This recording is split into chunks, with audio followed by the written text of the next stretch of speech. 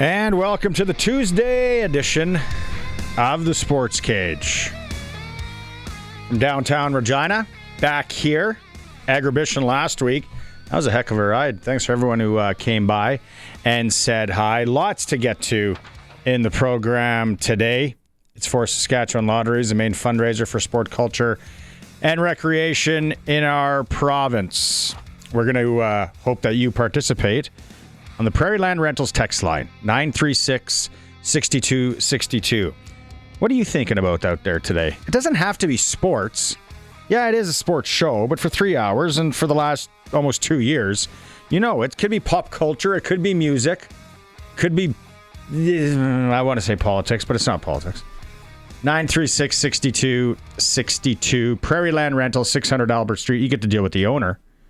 Anything you need for a rental. And now, as the snow starts to come, you're thinking about Husqvarna snow throwers. All of our guests are going to join us on the Western Pizza Guest Hotline. Perfect pizza, generous amount of toppings, all the Greek favorites you love at any of the Western pizzas, and a great stocking stuffer or gift exchange this holiday season. If you're into the gift exchanges, Western Pizza gift card, Yahtzee, easy peasy. Who's going to join us on the Western Pizza Guest Hotline? How about Ben Hebert from Regina, lead on the Brad Jacobs curling squad that is now heading to the Olympics. Benny's third trip to the Olympics. She'll be with us in about 10 minutes' time. Eric Francis, live from Nashville. Well, who knows where that could go. Eric's going to be with us in hour 2. Hour 3, Glen Suitor, sprinkling in a whole lot more. We're going to talk about SJHL, WHL, maybe some AAA college football. And Lane Kiffin. You don't got to be a U.S. college fan to really give us your opinion or thoughts on it. Just what's happened down there in the last 4 days just baffles me. We are pleased to be joined by Don Hewitt on Tuesday again, former sports director at CTV Regina Patriots. If you're watching the YouTube stream through sportscage.com. And they wore their red uniforms last night, just like your bunny hug. The throwbacks, the Patriot look. They, we know that I'm a diehard Patriots fan. Not diehard, but I'm not cuckoo bananas. I know they stunk the last few years. I don't know, still don't know about this team. Drake May looks really good, and that was a standalone game. Yeah. So now everybody's like, oh boy, are the Patriots back? Are the Patriots... Vrabel, talk about opposite of Bill Belichick. He's high-fiving guys, he's giving them hugs. Yeah. He's still... Want to hear a funny Mike Vrabel story? First game ever went to Gillette. 2 of my buddies from Regina, one from Regina, one from Fort Mac. We roll in there, and it was against Pittsburgh the year they went undefeated, except for the Super Bowl. Oh, yeah. And we roll in, and Foxborough. I've been to Boston. I've been to Providence. I've been to the area. So we dressed for -2. What was the Sunday nighter against Ben Roethlisberger. Good game. Heinz Ward, Troy Polamalu. Great. Well, -2 damp cold is a heck of a lot different than -2 here. Dry cold. Well, we didn't have anything to break the wind. It was down to your bones. Luckily, we huddled up with people in the stand, but we were leaving the stadium and trying to go back to where we were supposed to meet the driver. Long walk. All of a sudden, this big Ford F-150 comes, slams on the brakes, almost hits us, coming out of kind of the stadium-ish area. We're like, whoa, And I don't even, I was saying to my wife last night, I don't even think we were buckled because it was too cold to drink. I think we were just wanting to get somewhere warm. And my buddy, who was die-hard Patriots fan, he goes, hey, are you Mike Vrabel? His window was down. He goes, yeah. Playing, yeah. He goes, cool. And we kept walking. So Mike Vrabel in his F-150. That's all I could come up with. Are you Mike Vrabel? He couldn't come up with anything else at all. We were so cool. But yeah, he's got them rolling. Speaking of football, Don, do you want to go Philpott or do you want to go Miller in Toronto first. Your thoughts? I'd say Philpott because of how it affects the Rough Riders and Samuel Emelis. So do you want to read off do you want me to read it off, or do you want to read off the contract you got the Justin Dunk reported on today at 3 down? So alleged Montreal's Tyson Philpott from 3 Down Nation and league sources that the Delta BC native has received a $100,000 signing bonus for next year as part of a $275,000 hard money 2026 deal. Mm-hmm. So that would be, I'm thinking it's 100 and so 175-ish salary with the signing bonus. But then he can earn 285 in hard money in 2027. So obviously highest paid and national and guaranteed 100,000 no matter what happens. So if he was hurt in 2026, he'd still get the $100,000 in 2027, which is very nice for a football player to get. So this is an example, not a surprise what Tyson Philpott got. He was a Canadian of the game in a Grey Cup game, just like Sam Emelis. But this is what Jeremy O'Day is up against with his free agents after they win the Grey Cup. And this sets the tone for probably what Samuel Emelis can expect to get for Saskatchewan.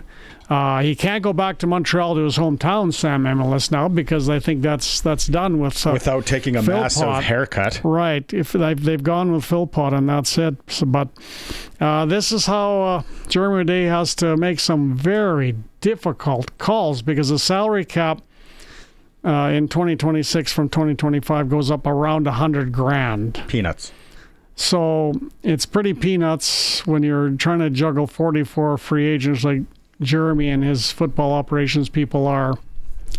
But I would say this has got to be one of the most challenging off seasons Jeremy O'Day has ever had, because of the success that the team had, unfortunately. But yeah, I mean, if you want Samuel Emelis back as a Canadian receiver, somebody else will likely be going. Whether it's Schaefer Baker, whether it's Neil, who were great contributors on their run to the Grey Cup championship this year, this past month or so. So, yeah, tough, hard decisions. I'm sure that, the coaching staff with head coach Corey Mace will be involved in these decisions as well. They'll look at it as a team, as they always do under O'Day, and they'll all have their 2 bits. But, yeah, it's going to cost them to keep Samuel Emelis. And we saw what he did in the Grey Cup, and we saw whenever he's healthy what he can do. If I had to pick between Philpott and Sam Emelis, I would take Emelis over Philpott. He runs in heavy traffic better than Philpott, and he can go deep just as well as Philpott. What do you think out there? 936-6262. I'm on the fence on this one. And am I usually fence-sitting guy? No, I don't know, really. but That's usually Dave. I don't know if the Riders, no offense to Sam Emelis, if he's listening to the show, I know a lot of the Riders do, and a lot of the Rider parents do. I don't know yet if that kind of dough is worth it, right? So let's fantasy this up. Like we're building a roster in Madden, but it's a CFL version. That's a lot of money. Just like Geno Lewis last year, I was saying that's a lot of money for one receiver, and I like Geno Lewis. He's come on the show. We've had really good conversations. I'm more of we can get 2 guys, maybe, and to fill the one gap. Now, mind you, he did impress me, especially, like you said, in the Grey Cup game. He doesn't mind the traffic. No. That's a lot of money for one receiver when you could have a stable full. And that brings you to the topic of what I was talking to Al Ford about the other day, having lunch with him, the former longtime Rough Rider general manager, and I said, would some of these players take a hometown discount, in other words, to stay with this organization after winning a championship? And Al Ford just looked at me and said, The money talks. That's all he said. Well, He said there isn't too much, at least in his recollections as being a general manager of the Rough Riders, he didn't recall too many hometown discounts during his tenure. Randy in Watrous says he thinks MLS is going to find a different team. Cash is gonna talk, like you said, or like we were talking about. It's just a matter of now. This is such a statement for a national receiver. I like Phil. I really like Philpott. I was curious. I didn't think he was gonna leave, unless with Hatcher in limbo in Vancouver from Delta. Does he maybe go to BC, and then does that free up MLS to go home? That was my worry. Yeah, well, go now. east. Well, it's interesting because it's all started off well with this organization staying together, and particularly Kyle Carson, the assistant general manager, staying. That was huge news that he would stay. Overtures from Hamilton. As I said last week, Jeremy O'Day, the general manager of the Rough Riders and vice president of football operations, is a team builder, and the head coach is a team builder with the players too, Corey Mason. So, can the organization staying together in a football ops, and we'll see how many assistants come back for Coach Mace, but can they stay together on the field as well through, just through being happy? Again, Al Ford said money talks, but we'll see. By the way, this is the first time I ever saw when Justin Dunk reported that Kyle Carson was coming back. He said this. So Kyle stays in Saskatchewan along with wife Brianne, son Cruz, I think it's Cruz, daughter Daisy, and the family pooch Nash. Now that's the most detailed reporting I've ever seen. When the pooch is actually, you actually know what the pooch's name is. I think that's great detailed reporting. Right down to the canine. Anyway, I digressed. But I think that Kyle Carson to me, is a little bit of a statement right there. It's like, no, we're running this back. Yeah, we're keeping this together. That's that. There you go. There you go. Yeah, and so if he isn't interested in greener pastures, who would be? Like that's like we could go through the coaching staff. They're trying to run it back. That they all know that, and I'm sure they've talked to the players. We want to run this back. It's a very difficult thing to do, but that's what that's our goal. And that's where that's what the coach has already said is their goal. O'Day's got some fancy footwork to do, and he does. We get to talk to Craig Reynolds next week and a kind of season-ending interview and find out some. That'll be interesting. Yeah. By the way, ticket sales are brisk. One I've heard. Really? Right now, I haven't heard that. From a very good source, they're very brisk. That's what happens when you win a Grey Cup. Christmas presents, or just the yes, pack Christmas should presents. Be out there. Flex packs. The schedule comes out next week too, so I imagine. And that's allegedly. There's another argument about the new commissioner. Ladies and gentlemen, the schedule is coming out next week under the new commissioner, Stuart Johnston. That says it all.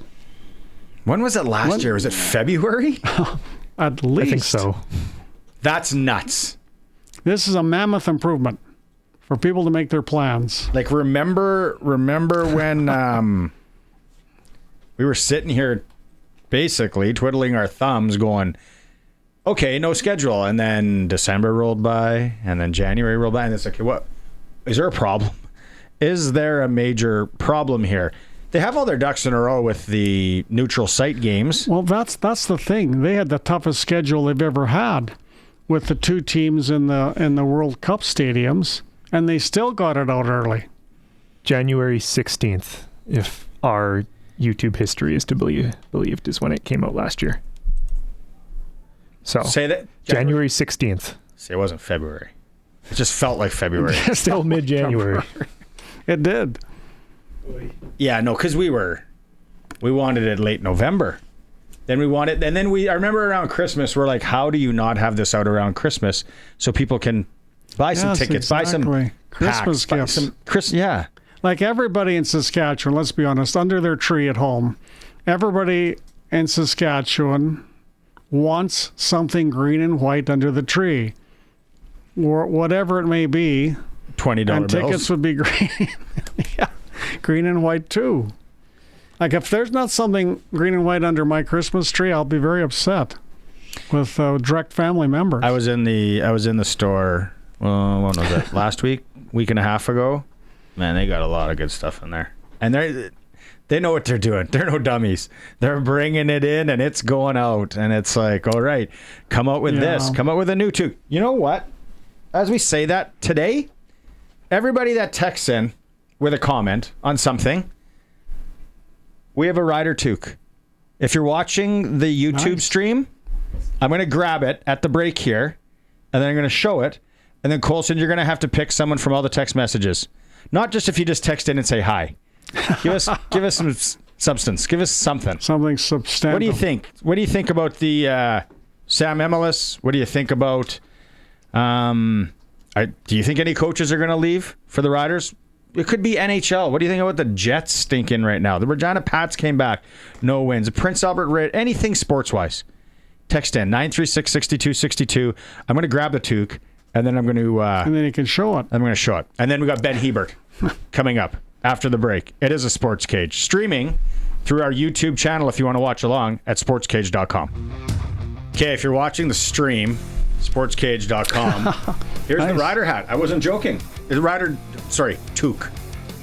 Wool hat, beanie, and it's got the tag. This isn't game worn or anything. It's got the tag on it. See there? We're going to give this away today. Hope not. If you're watching through the YouTube stream, sportscage.com, that's what we're going to do. Every text message is, Dion, I see you. I see Trevor. I see Travis. I see Rob. Roscoe, we love you too. John, Sherry, Anita. We'll get to all of those in a bit. Okay, we'll get to keep their text messages coming. A lot of people are saying, yeah, Sam Emilus, there are 3 of them that I just read quickly. Yep. They think it might be tough to keep Emilus. I'm going to put this here right beside Don. We'll go back to that. All right, Western Pizza, like I said, stocking stuffers or that gift exchange. Western Pizza, gift card, easy enough. They can get what they want. And if you need catering this holiday season, why wouldn't a guy or girl load up on some Western Pizza, some pie, some ribs, some salad?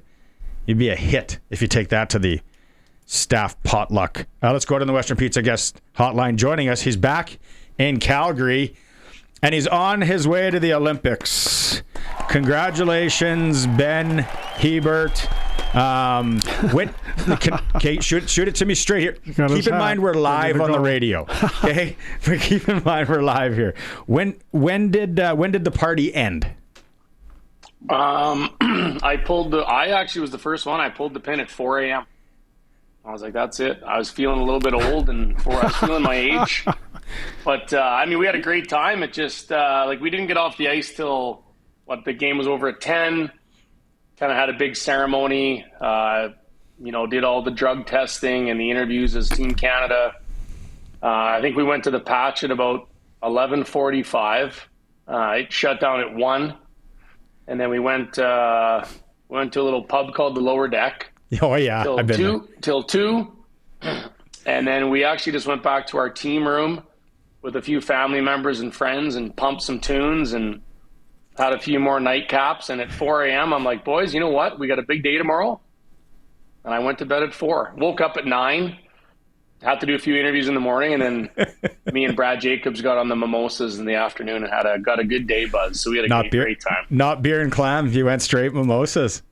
Yeah, we went straight for the mimosa wagon, and we kept her going for about 24 hours, and then our age caught up to us, and we were like, okay, back to reality here.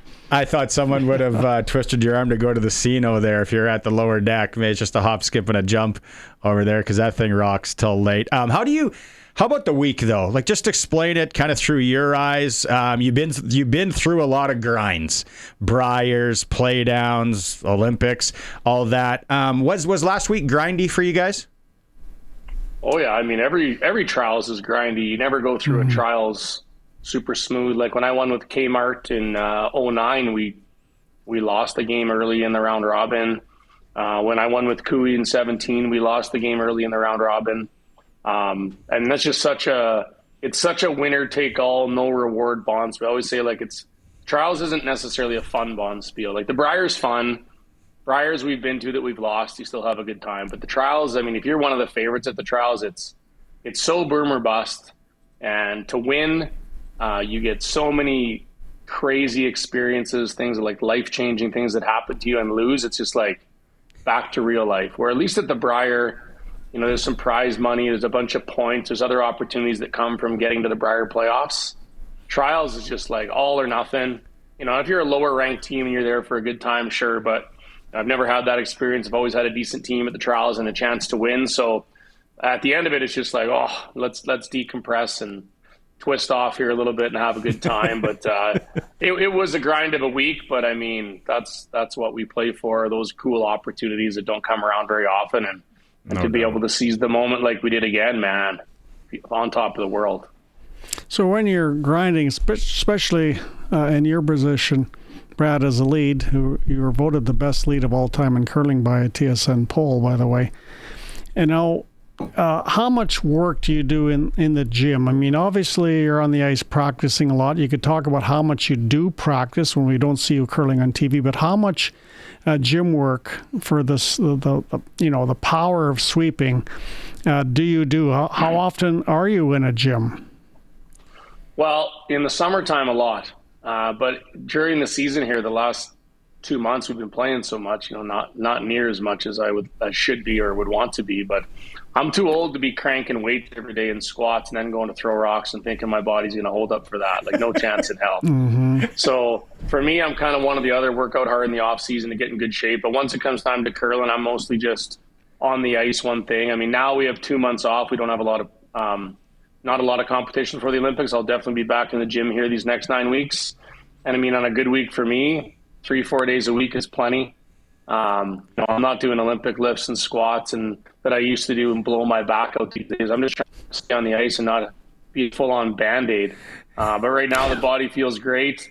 1 game a day at the Olympics will be a piece of cake. And I just get to go out and perform. So you've been through this before. And this is one thing I wanted to ask you, because I know guys go on big golf trips, right? Bandon Dunes, Scott, wherever. It's like you kind of want to keep working out and doing stuff, but you're really cautious because it's like, I can't be hurt for this thing. So how cautious are you now leading up to this in February? Well, a little more cautious than I was leading up to our hold. Probably I hurt my back really bad in 2021 deadlift. Knock on wood. Okay, knock on wood. I was thinking I was still a hero and trying to be a bodybuilder at 21, and I hurt my back. And ever since then, I wouldn't say it's been quite 100. So for the last 3-4 years, I've really been doing, I would say not the biggest, manliest workouts that I used to do when I was, cranking weights at level 10 in Regina and throwing around as much as I could. Chalking up. I'm pretty safe with, exactly.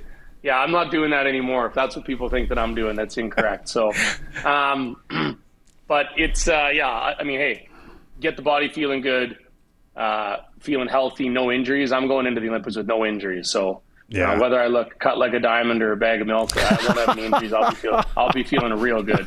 Baggy shirts, man. Lulu stuff, right? Nice and fitted. How do you approach a best of 3 like that? I was actually curious on that. Yeah, that was my first best of 3 ever in curling. So something new for this old dog to be able to experience. But after the first game, I was like, damn, I wish it was 1 gamer. But actually we were super. I think we could really feel the tension in the other team in that second game when it was elimination for them and not elimination for us. I think that was a lot. I think the first game, it was just, the ice was a little tricky the first game, a few extra misses out there, but I didn't feel the tightness or the tension because it was game 1. But by game 2, it was do or die for them and it wasn't for us. And I felt like we were a lot more veteran in that second game, and it could have been because of the situation. But even if you see my celebration here, like normally in those moments I black out and I don't remember anything. And I was completely calm and composed. And I can pretty much guarantee if that was game 3 and it was make and win or miss and lose, I don't think you would have saw that reaction from me. So I think just the situation and the understanding that we had an extra life, it was huge to win that first game and give us the opportunity to play real free in game 2 and close it out.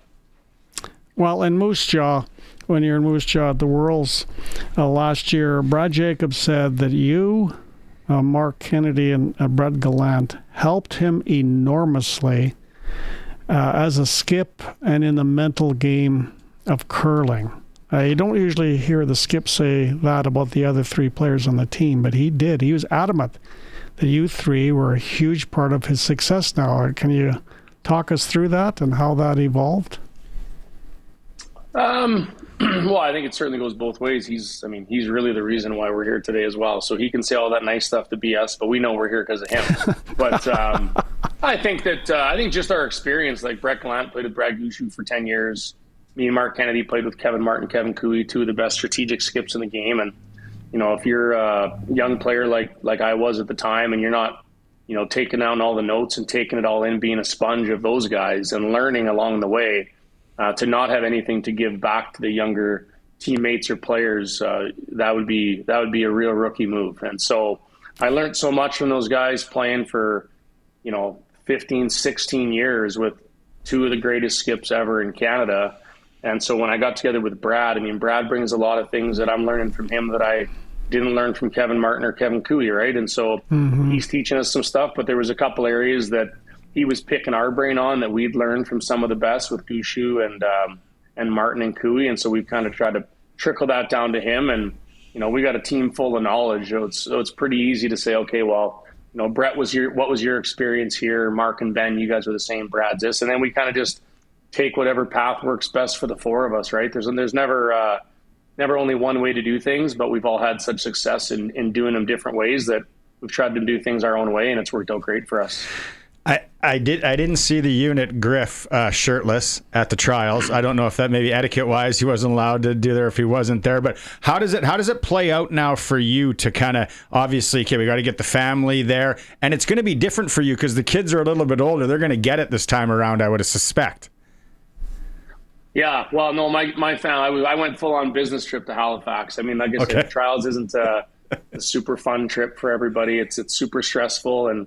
We went in as the favorite. So you go in as the favorite. When you win, you get all the glory and all the fun stuff that comes with it. My sick new sweater I picked up yesterday. That is nice. You get all these, it's real nice, boys. And so, you get a lot of cool things. And so I told the fam that you're not coming. And they were booked to come to Newfoundland for the Brier. But now it looks like we're canceling that. And I've been on all these Italian websites all morning looking for some houses and just grinding my bank account right down to the dirt to get everybody there. But no, my family's for sure going to be coming, man. It's you don't get these opportunities very often, and certainly like being one of the oldest Olympians with kids that are 12 and 8. The last time I went, my son was 1 and my daughter was 5. So they don't remember that in Pyeongchang, but now we're going to Italy and. They really want to join. My son has to miss a bunch of hockey. My daughter has to miss her Alberta Winter Games curling provincials, which she'd be a part of. They have a great little team. They probably have a decent chance to win. But my wife said, yeah, right. We're going to Italy. So have you been? For sure. Flights. I've never been to Italy, no. But I saw the Village. It's interesting. I'd like to stay at the Fairmont if I got to pick, but we're in the Village. I'm an old guy now. But the nice family, we found them a spot, and their flights are booked, so we're just like lining up tickets. And you can pretty much guarantee there's going to be a lot of Canada gear and Lulu gear and all the stuff that we can find under the Christmas tree this year to load up for everybody. So it's going to be pretty sweet. It makes my life easy. Christmas shopping this year is real easy, boys. No doubt, for sure. Heard you bought your daughter some new bats though for softball season, so that's good. What about the curling rink? Because there's lots being made about the NHL rink or the hockey rink, not being done. Have you seen the facility there? Is it has it been around for a few years or is it new too? That's a good question. We did a little orientation on Saturday, but I was feeling loose, so I don't really remember. I think that Yeah, the curling, I think it's been there for a while, but it's built. It's ready to roll. I saw the stuff about the hockey rink not being ready, but it'll be ready. They're not going to drop the ball. Hey, you can't get the NHLers back for the best show and then, fall on its face. So they'll have the rink ready. It's going to be good to go to watch Canada and Sid and McNasty dust up the rest of the world. I can't wait. Oh man, that's so exciting for you guys too, right? Let's be honest. It's like you were in Vancouver. It's those are our teammates now. Eh? Like, I know everyone looks up to them. Those are my teammates. We're equals. Right? They got a few more zeros. They got a few more zeros and commas, but we're equals. It's all good. Maybe Coop will ask you for some advice. You never know. What about Rachel Holman, man? And I know you guys celebrated with them. Like, talk about another wagon. Oh, they are nasty, man. Yeah, that's the good thing for not only Curling Canada own the podium. Every Canadian curling fan, they're such heavy favorites, and they've just had 2 years of complete domination. Rachel herself, she's a stone cold killer. Great friend of mine. I've known her for a long time. I was super happy for them. They jumped on the mimosa wagon with us on Sunday as well. We had a good little time with them. We got to celebrate, but yeah, they're going to be an amazing team for Canada there. I know the rest of the world didn't love that they won, and that's a really good thing. So yeah, I'm really proud of them. They put a lot of work in, hardest working team, best team, and to see them go represent Canada, we're going to have another really good chance of getting on the podium with them for sure. Now, last year in the World's semis, you lost to Scotland, even though you had a better shooting percentage, 93 to 89 in the game. They're obviously going to be a big favorite, I would think. Ben, who are the teams that you really want to beat, and what did you learn, or did you learn anything recently in Moose Jaw that you can apply to the Olympics against teams like Sweden, Scotland, and Switzerland? I think the biggest thing that we learned is that we went 12-2 against that field, and we're the same team, and going to play those same team, it gives us a lot of confidence. That was our first year together as a team with Brad and Mark, and I hadn't been to a World since 19, so to test the waters there to see if we could compete and to go 12-2 and play as well as we did, and got dealt a bad hand in the semi, having to play Bruce because they didn't have a great round robin, and then Switzerland got that soft little game in the semi. Like, we were realistically, we were the second best team there. Bruce's team kind of outplayed us in the semi. But I think we played that Switzerland team in the round robin and beat them 11-3. So a lot of good things from us that come out of that week. Just the confidence that we can be on the podium there. Certainly Bruce is the number one team in the world. We're going to have to elevate our game to beat him.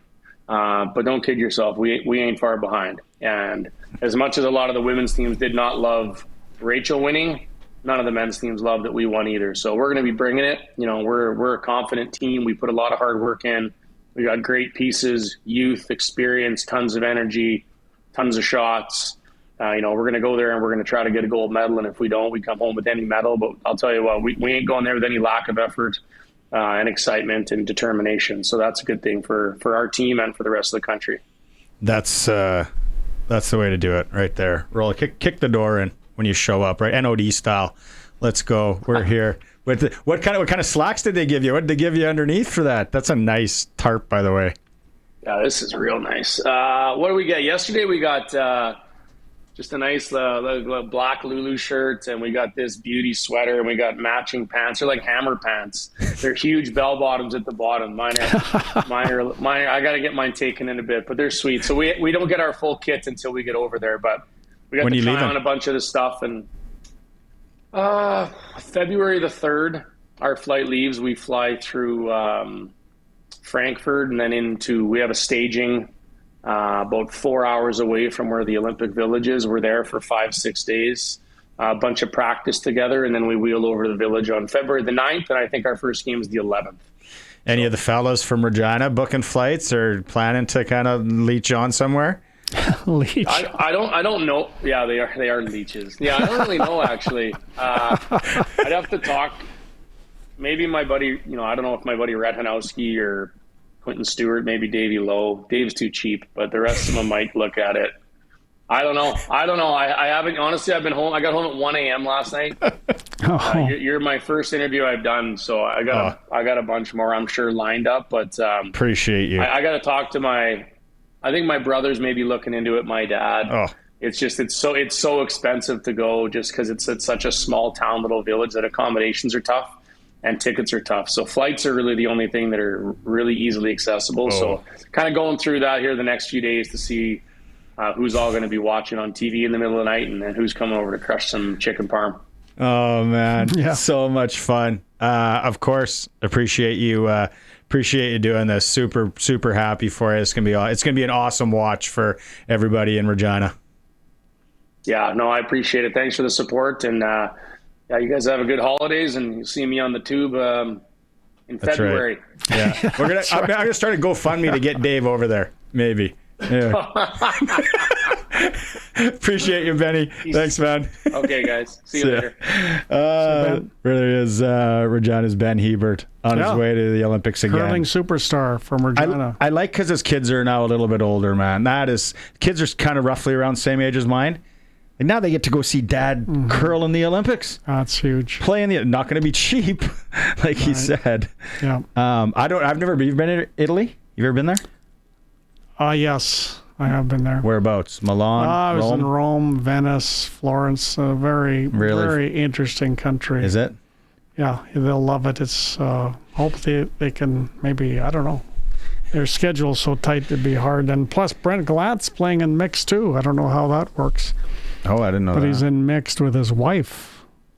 Yeah. No, so they must, he'll be bouncing all over the place, I would think. Awesome stuff. Regina's Ben Hebert joining us here on the Sports Cage. More Sports Cage coming up after the break. Welcome back for Saskatchewan Lotteries. Big Lotto Max tonight. Is it 65 schmil? Now, if you win, do you have a ticket? I got my, what is it, an $11? Will you show up at work tomorrow if you win that money? Absolutely. So tomorrow I will. Let me tell you how easy your life will be if I win that money too. How easy? Just you're gonna give me a quick mill, or? Well, I don't know about a mill. I don't know. We'll figure out what kind of payments you have, and we'll kind of. I appreciate you. I go. Look, we're giving away. I'll take anything you want if you win that. If you're watching the stream, we're still giving away this Ryder Toque wool hat, brand new, obsidian green. It's actually sharp. We're giving this away today. I like that. Any nice text messages we get on the Prairie Land Rentals text line, 936-6262, or even the YouTube chat. So we got text messages that came in. First off, Colson, you said you have a picture of the curling rink in Italy? Yeah, so I was just, while we're talking Olympics, I'm just looking this stuff up, right? We can go through all of them, but first, here's the opening ceremony stadium, which that's where AC Milan plays. That's their soccer team. Yeah, soccer team. It's about 70,000, 75,000. Largest stadium in Italy. What? So that's a weird looking roof or partial roof. But that's just opening ceremonies because it's not summer games. They don't have track or anything going there. And then here's the curling rink, which is in Cortina, which is the secondary city. Nice view of the Alps in the background there. Beautiful. Oh man, does that look beautiful? Look at that motorhome right there. What's that going to rent for? And then. Go ahead. And then the one that blew me away is the closing ceremonies are in Verona. And they're in an old Roman amphitheater. Wow. And I'm like, what? Really? And apparently, sometime while Rome was still a thing, they tried to buff this back up, and then the other Italian republics and whatever, they kept maintaining it and turned it into a literal amphitheater that is still used during the summer. And so they're doing the closing ceremonies in a Roman amphitheater. And I'm like, okay. Can you look up, out of curiosity, look up if there was a last concert that was there? Like, that would be an unreal place to go for a concert. I would think so. Like in Metallica or an AC/DC in there? Like a real heavy... I'll get back to you on that. Oh, by the way, that you were mentioning 20,000 people there. How much does that hold? About 20,000. It looks bigger than that. Yeah. You were mentioning the hockey rink and whether they're going to have it ready or not, but the NHL demanded, with their players playing in the Winter Olympics this year, that it be an NHL-size ice surface, not an Olympic-sized ice surface. And guess what? It's smaller. It's smaller. Is that a true story? NHL. Well, that's what I've read and some reasonably credible sources. There it is. It's on social media, so it must be true. By about 3 to 4 feet. So does that mean, Barney, that you get a bigger, more physical team now? On a smaller I was talking to Tarrington, who we've had on the show. He's going over he works at Extreme Hockey, our great client, and Umbrella Marketing. Mm-hmm. If you need any of these Yetis or anything, he's going to Lions at the Olympics. This is a big deal. We had him on the show when he got the call. Cool. And he brought that up today. And I said, no. I said, someone's joshing you. I said, joshing.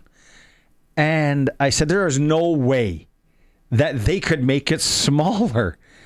And you think that's not a lot, but it is. When the fastest hockey, he said it's the fastest hockey I'm ever going to see.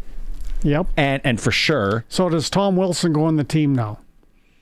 Because you've got, I would have put Tom Wilson on. And hitting is going to be more paramount, even with the speed. I like Tom Wilson. The only thing, and this is 936-6262, if you have a comment on it, it is going to be officiated so different. You make a point. Although there's NHL referees, it's a mix, but you're still right. Yeah. European refs, yep. Yeah, you're going to get it's going to get like, and, reffing is, who's the big ref out there nowadays? Andy Van Helleman. and then it's going to be some guy from Yugoslavia with them. And it's right. I mean, I think it's a lot better than what it used to be, but it's going to be very interesting. The smaller ice surface baffles me. Like, oh, it does. And for that to be released, so now the stadium's not done, and it's smaller ice surface, 3 to 4 feet. What would that? 936-6262. It's not a ton, but it's enough. Like, what would that be? It's a lot. Bethune? I'm trying to think like Bethune's ice surface. Momart Rollo, really small. Shout out Abby. Abby's the smallest ice surface I've ever played on. Competitive, like contact hockey. It was awesome. But and rough when you're on a little rink like 3 to 4 feet.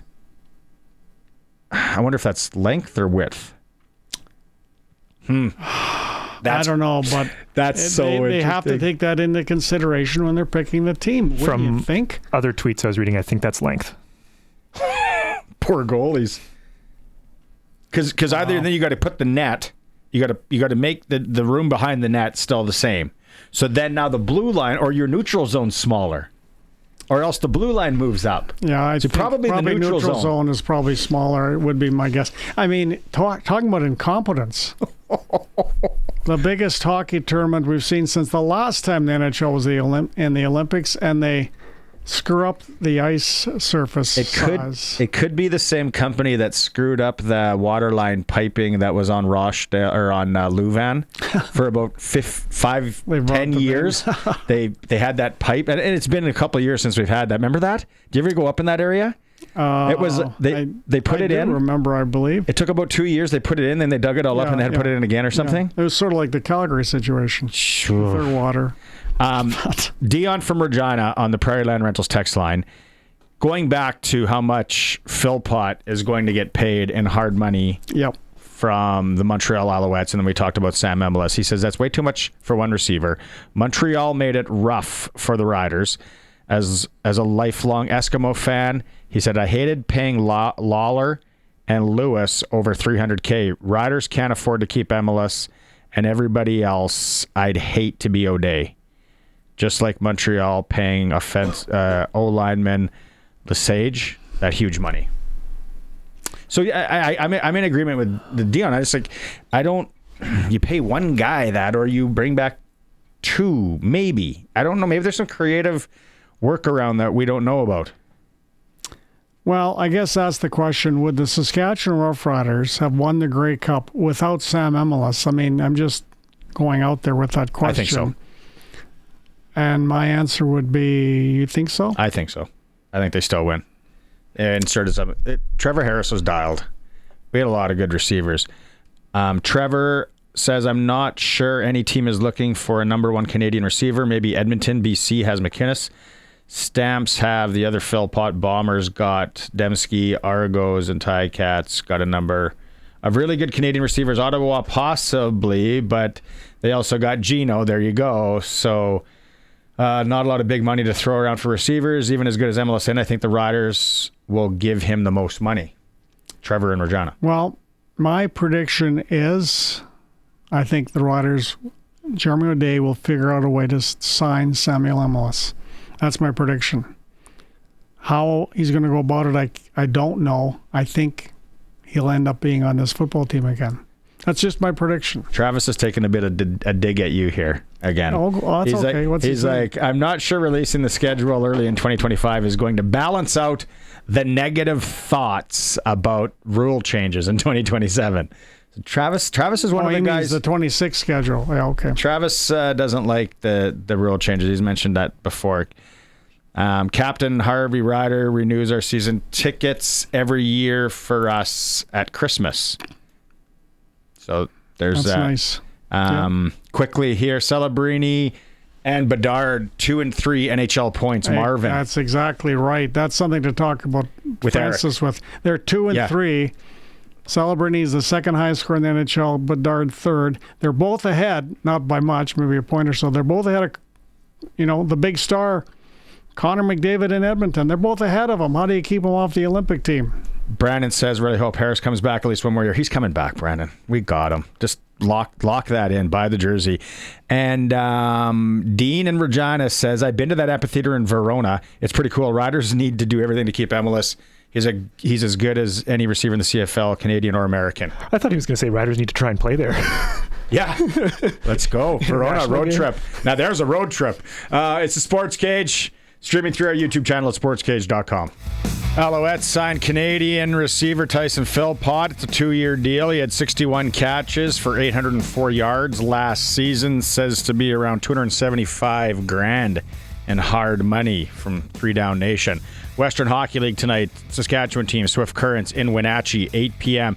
SJHL in Weyburn, Yorkton's in town. Nipawin travels into LA to take on the Ice Wolves. Sask Male U18 AAA, also known as Midget AAA, Blazers, Moose Jaw Warriors. That's a good game. 7 p.m. in Moose Jaw. Regina Pat Canadians are in Estevan, not too shabby there also. That's an 8 p.m. puck drop. National Hockey League Canadian teams, Montreal hosting Ottawa, Toronto's in Florida, Calgary's in Nashville. We're going to talk to Eric Francis from Nashville right away. Vancouver's in Colorado. And Edmonton hosts Minnesota. SportsCage.com poll today. Do you think CFL player salaries should be made public? Vote at SportsCage.com. It's for the Bundle and Save event with Reliance Heath. Rent a new water heater and softener together. Get $400 in cash back. Call on Reliance today. Hour 2, Eric Francis, the professor sticking around. It is a Sports Cage on 620 CKRM. Like he said, we are on the radio, but we're also streaming and we're on YouTube, where you can watch it. So if you're driving around listening in the radio or on the stream, just picture an obsidian green Rider toque with other greens and some stripes, little pom-pom on the top. We're giving this away today. It's brand new. It's got the tag. I didn't wear it. I wouldn't risk head lice or anything else here. So Barney, it's got the price on there. We got to cross that off. You keep looking at that toque repeatedly, and I know deep down you want that toque. Yeah, I like wearing toques. It's a sharp looking toque. The professor, Don Hewitt, former CTV sports director, is with me. Colson's got us on the board. Okay, huge news before we get to Eric Francis in Nashville. Out of the CFL, this is stunning. A real noodle scratcher, as I like to say. Stunning, I think. According to 3 Down Nation, the Toronto Argonauts have hired longtime Calgary Stampeders coach and general manager John Hufnagel in a senior advisory role. Sources have confirmed to 3 Down. 74 years young, and that proves what there's been a lot of suspicion about, that it's a mess in Toronto, and he's obviously been brought in to clean it all up. Why do you want to walk into that mess? You're 74. Things are good in Calgary. You get to wake up staring at the mountains. Your stadium's a bit of a... The challenge of it. I mean, there's a big challenge there for him, and he's probably missing that challenge in Calgary because he's sort of semi-retired. His son is still head of U.S. scouting and player personnel, but he's 74 years young and he wants the challenge. But again, everybody's saying, what kind of a mess is going on up there? Upstairs from the coaching areas and on up with pinball, etc. Well, there obviously was a mess, and you wonder, okay, who ordered this? Was it Keith Who Pelly? ordered the code red? Well, was it Keith Pelly, who just is now looking after the Argonauts? Has he looked at this situation, first year where he could make an impact on being the head man and looking over the Argos, as he said, something's amok here. I'm bringing in old Huffnagel. Senior advisor. But it's I never thought he'd take another football job either. But Wally Bono, he did it a few times, and why not Huffnagel, I guess. 74 years old, and you're saying he wants a challenge. I'm 48, and I'm almost done with challenges. I want easy stuff. The challenge ship has sailed. But that's super. It's crazy story. Very interesting. Very, very, very. We got Glen Suitor in hour 3, so we'll talk to him a bunch about that. Also, I missed this in the ticker. I know a lot of you curling fans out there are wondering. Bruce Corte 8-1 over Yukon today at the Senior Curling Championships. And the other one, Sutherland from Saskatoon, Amber Holland lost 7-4 to BC. So Holland's 3-1, Corte's 4-0. Corte has a date with Newfoundland Labrador at 5 p.m. our time. So there's some curling news, some CFL news. We'll keep it abreast. Don't forget in hour 3, late hour 2. Colson's saying late hour 2. He's pointing at me. We're going to do Pump Jack's Cathedral trivia. He was pointing at you. $50, Pump Jack's Cathedral. You're going to have to call in. The question will be based around Toronto Argonauts head coaches. That is the hint. So you have to call in. And you fooled me on that one, which isn't hard, but you did fool me. No, I thought for sure you were going to get it too. You were close. No, I didn't. All right. Let's get talking hockey. He's in Nashville. Eric Francis. Here we go. Now for Inside the NHL with Eric Francis on the Sports Cage. Inside the NHL is brought to you by Sports Select. Getting in on more of the sports action you want is as easy as playing at sportselect.com. Simply make your picks online, generate your QR code, and lock in your bet at your local Lotto Spot retailer.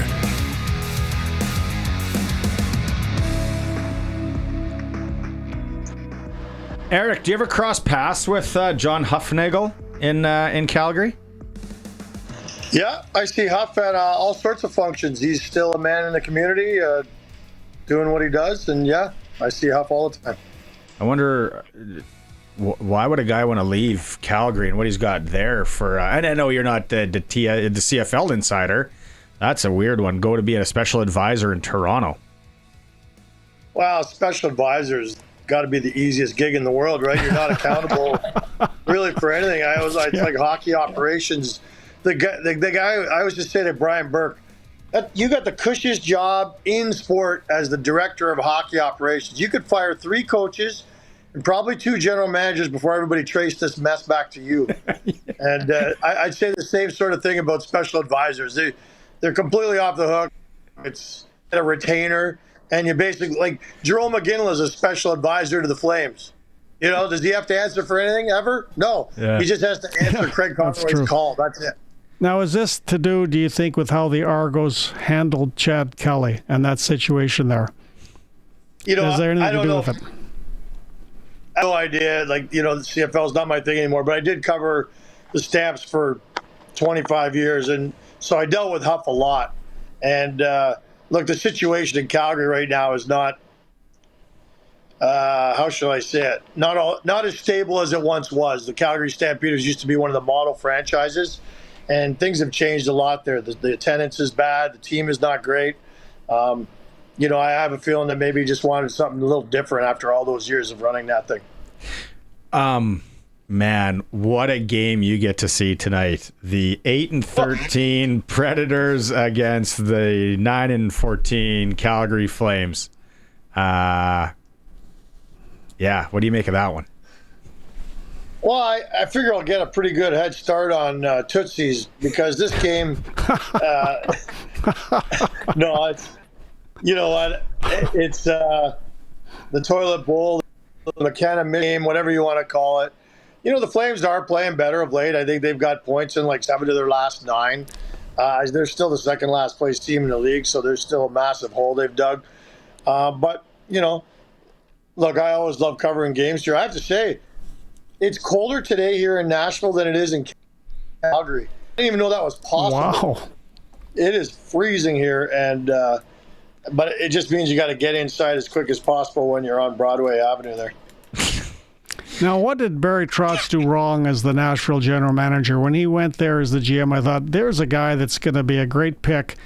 What all did he do wrong? I mean, Stamkos played with Kucherov and Point in Tampa Bay, but Barry forgot that there's no Kucherov and Point in Nashville. But like, where did he go wrong? Because he's been a disaster as a GM.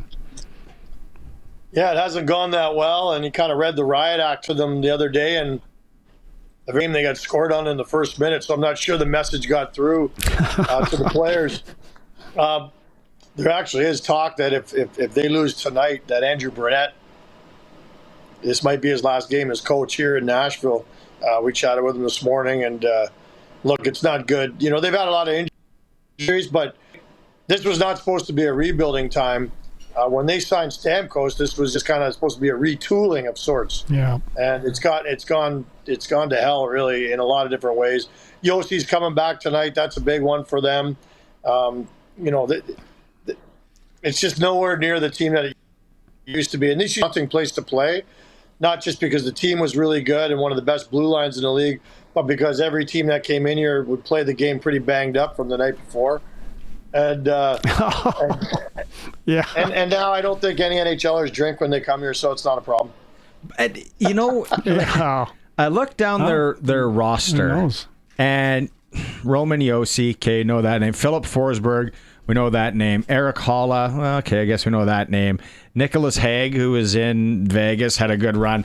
Ryan O'Reilly, like there was earlier this year in his post game, it was almost like he was like, "What?" Like, you know that buddy that marries the wrong girl and you know it, and you're like, "Dude, what are you doing?" And then he's like, "Oh my god," or vice versa, or the guy or the girl that marries the wrong guy. He was like, "What am I doing here?" And then you got Stamkos and Yost. Like, there's some notable names. Ozzy Weisblatt is there as well. Is there anything like that you, besides the team itself, and is this the last game for Burnett, is there anything that you're curious to see from this Nashville team? Yeah. There's Nick Blankenburg is kind of an interesting story. He's been on a bit of a tear. He's a defenseman, and he's a real neat story, actually. He'd grown up in Michigan, I believe, couldn't get a job out of coming basically as like he was 15, 16. Decides to go, he went to some camp in the AJHL, the Alberta Junior League, because they had like a spring camp. They invited him to come. He'd never heard of, he was out in Okotoks, south of Calgary. He goes and plays there, and he's on a wagon of a team. The only thing he knew about the AJHL was that some guy named Keith's been drafted out of the league. And he thought, well, maybe it's not that bad. He goes there, gets a scholarship back in his home city again in college. Anyway, I love those stories where the guy had nowhere to go and just took a chance on one team, and next thing you know, he's in the league. Luke Evangelista is another guy who's playing on the top line. The guy who I'm real interested in. I think he's really starting to come into his own. I think that guy's got a big ceiling as well. So he's one guy I'll be watching probably more than anybody else. But same with Forsberg. I mean, Forsberg is still, in my mind, still a star in the league. He's only 31 years old, I believe. He's still got a lot of runway, a lot of hockey to play. But this year, even he's been terrible. So I don't know what to make of this group. I'm interested to see them tonight. Go ahead. No, I was going to say, for the Flames, I was looking at goaltending statistics on NHL.com just a few minutes ago, and the number one goalie statistically in the entire NHL is Devin Cooley in a small amount of games. But, yeah, I mean, what about this guy? And Dustin Wolf is way down the list in stats now. Well, there's no question. Cooley's been the better goalie here right now. There's also no question as to whose crease it is and who's going to be here the next 7 years with the contracts Wolf signed. So, you know, I'll stop short of calling this a goalie controversy. I'm going to stop way short of calling it a goalie controversy. But, you know, he started now. This will be the sixth in 6 and 7 games he's played for the Flames. But he's on a 3-0-1 run. He's playing really well. Like you said, he's got the best goals against average in the league, second best save percentage in the league. Quite frankly, he deserves to stay in the net. And look, they're going to ask for Dustin Wolf to carry the load for the next 7 years.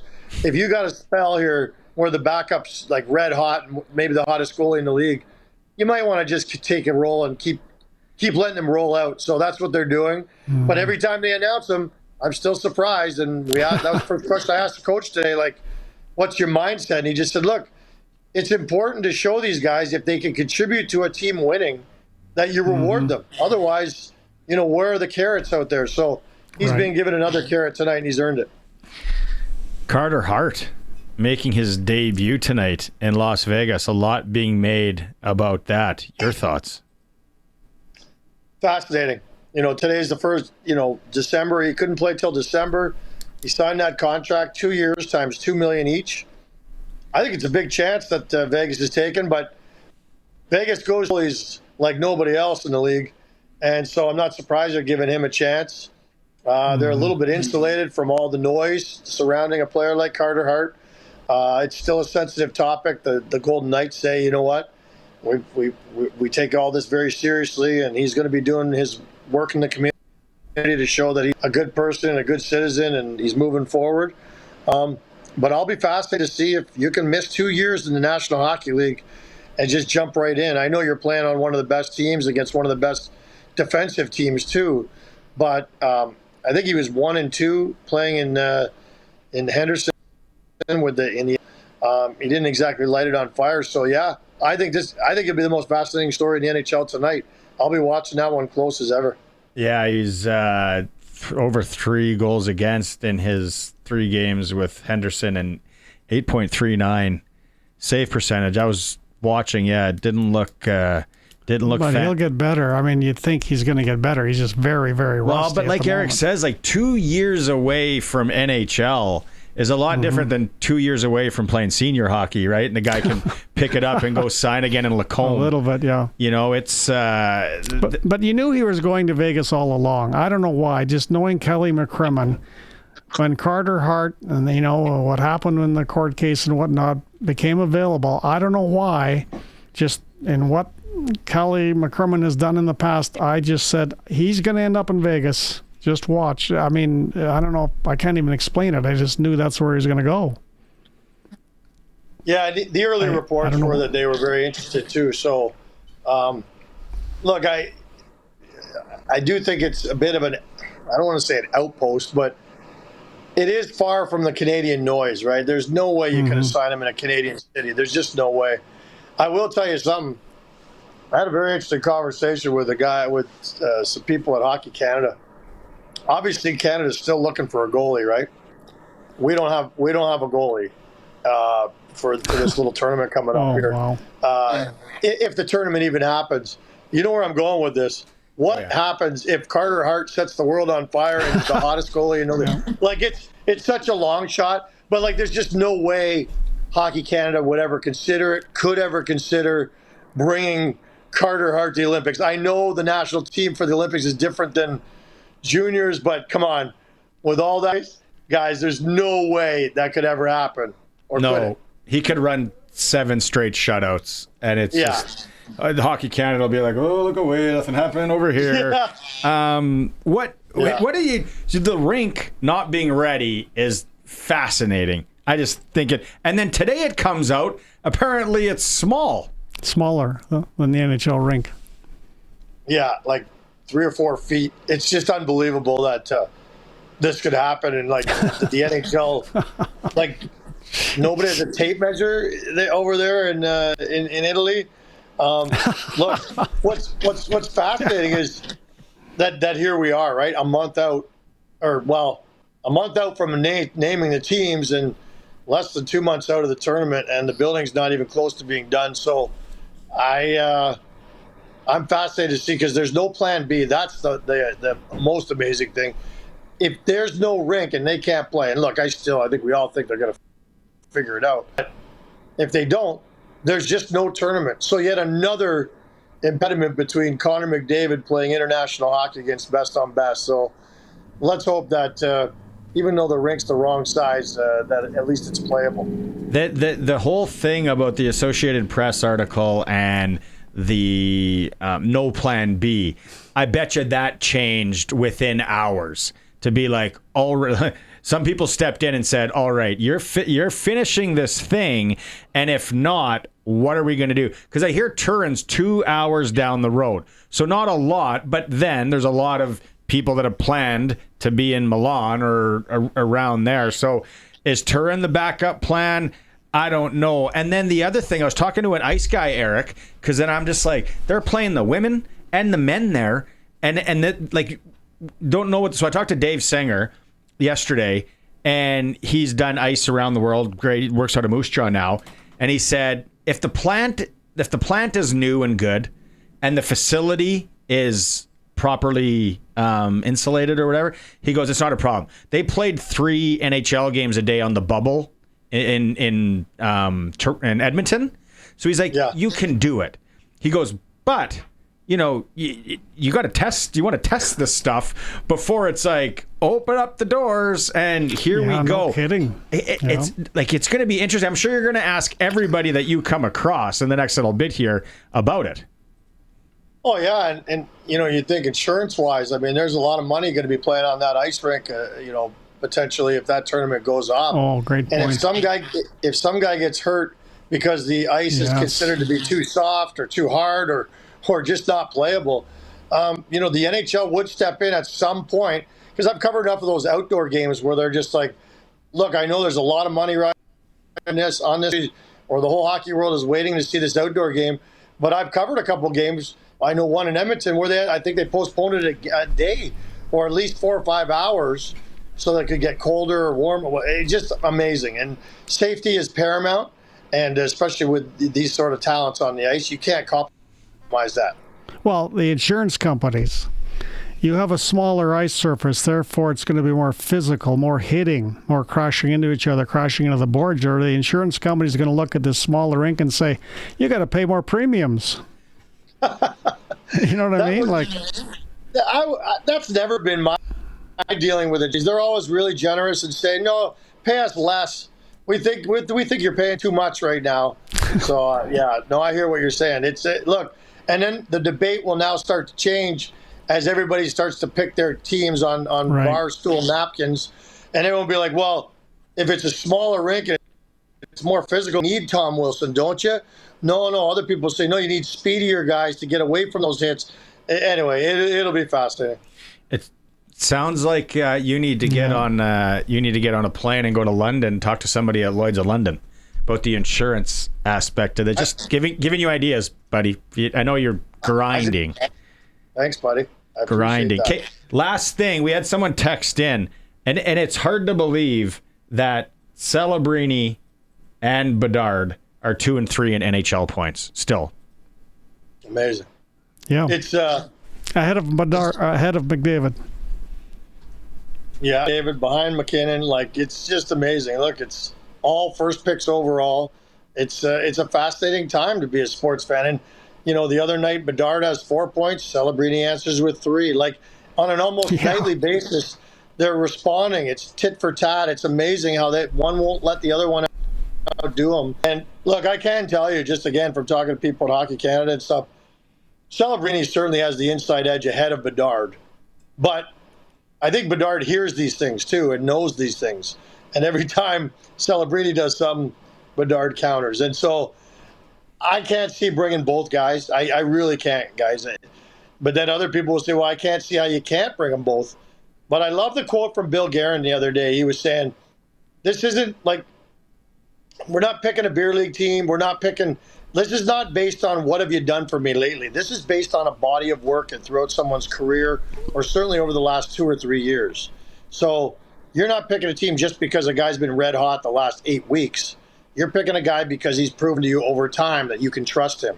So those guys still have a lot to prove to get onto this team. That's why I think only one of the two is getting onto the team. All right. That actually makes sense. Can I ask one more question, Barney? Or are we out of time? Yeah. So when you're from Saskatchewan, as you all know, Eric, half your friends live in Calgary.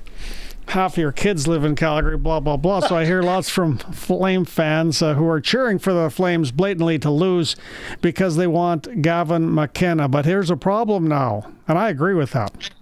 Lose and get the top player. But now Kenton Verhoff from North Dakota on Sportsnet 2 is now marginally being rated ahead of McKenna, the Fort Saskatchewan defenseman. He played for Victoria last year in the Western Hockey League.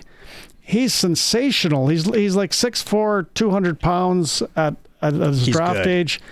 like, is there any chance that Gavin McKenna, if the Flames pick number 1, they wouldn't pick him? Yeah, look, there's a lot of hockey to be played between now and then. Some people say to reports like that they're overthinking it because, look, McKenna has just been unbelievable the last 2-3 years. He's been the talk of the hockey world as the future number 1. But I'm with you. Like, I get it. He's a big, talented, right shot defenseman. Those are very, very hard to find, and you can pluck him right away, and he could probably join your team right away. That's Verhoff. But I don't know. McKenna, I think like the Celebrini Bedard thing, I think he's going to answer to this. He's going to see that people are talking, wondering if he's number 1. I just don't see how you pass up a talent like that if you have the first pick overall. And look, a lot of waters go under the bridge before the Flames even win the draft lottery. I saw the odd. It's 18.5% right now for Nashville if they had the draft lottery, 13.5% for Calgary. So by no means are you even locked if you finish last into getting that first pick overall. But whoever takes that first pick overall, they may be facing a hell of a dilemma, which hasn't happened in a long time. It's usually consensus number 1. I still think McKenna will be that consensus number 1 by the time the draft comes along, but it is interesting that now people are questioning it. And then you got, what is it, Fedorev from Russia, who's ranked high, and then the kid from Sweden, Jork, something like that. I don't know. Maybe you'll hear some ABBA tonight at Tootsie's post game. Hey, if you do, send me a video, please. It's cold. 2 crappy teams playing tonight. I don't know how you're going to get by, man. Like, really. There's guys covering Fort St. John Junior A tonight, and you got to grind it out there. It's hard. No, I'll be okay. I know. Don't worry about me. I know you don't.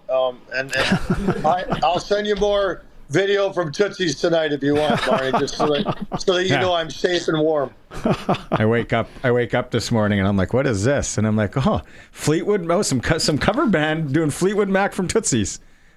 And the singer was from Edmonton. Just a small was she? world. Oh, that's cool. Yeah, right on. Yeah, it was really cool. All right, buddy. Have a good night. Talk to you on Friday. Cheers, boys. Yeah, cheers. Eric Francis, Thanks, live Eric. from Nashville.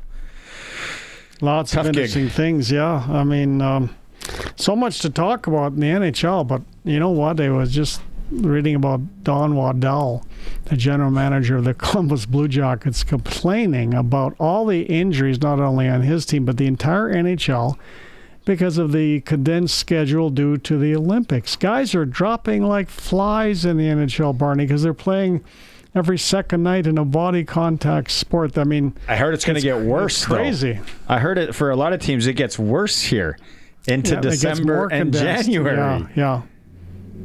There's a big price they're paying. I also heard, though, this was last week, that actually year over year percentages of injuries is around the same.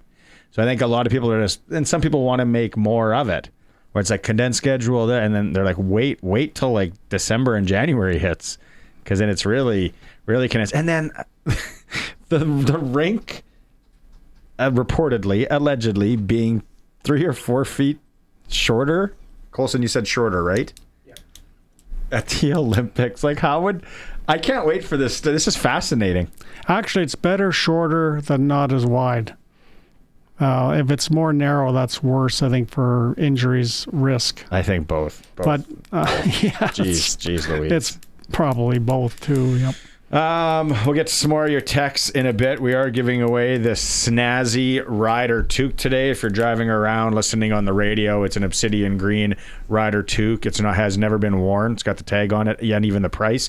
All the text messages today, 936-6262, Prairieland Rentals text line. What do you think about Tyson Philpott signing in Montreal? What does that mean for Sam Emilus? What do you think about the rinks in Italy, or rinka, singular?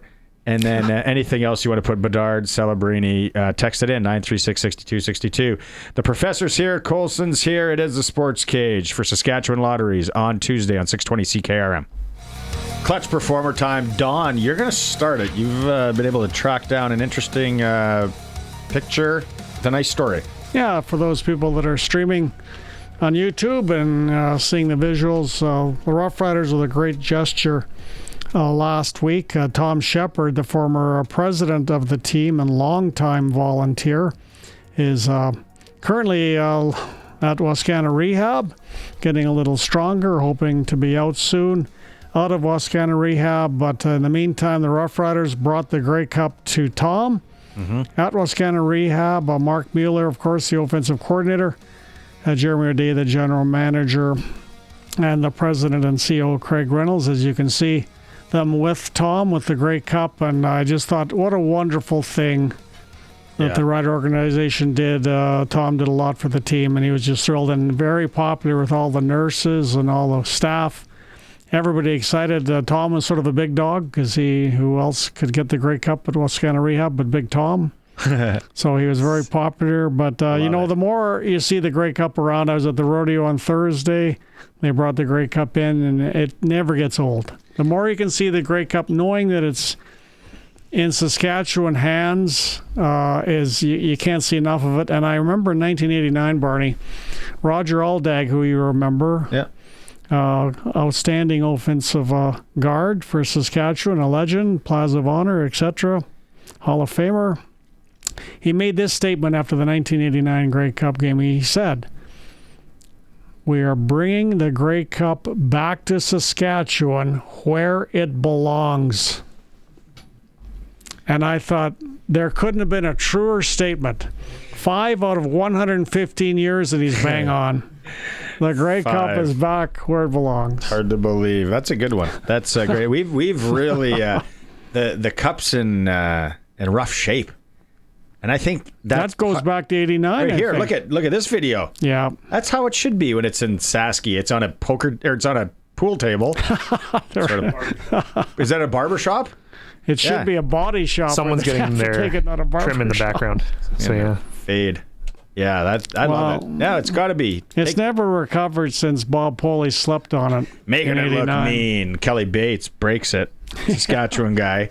Gotta love that. Okay, my clutch performer is Alex Singleton, the Sunday Nighter, former Calgary Stampeder.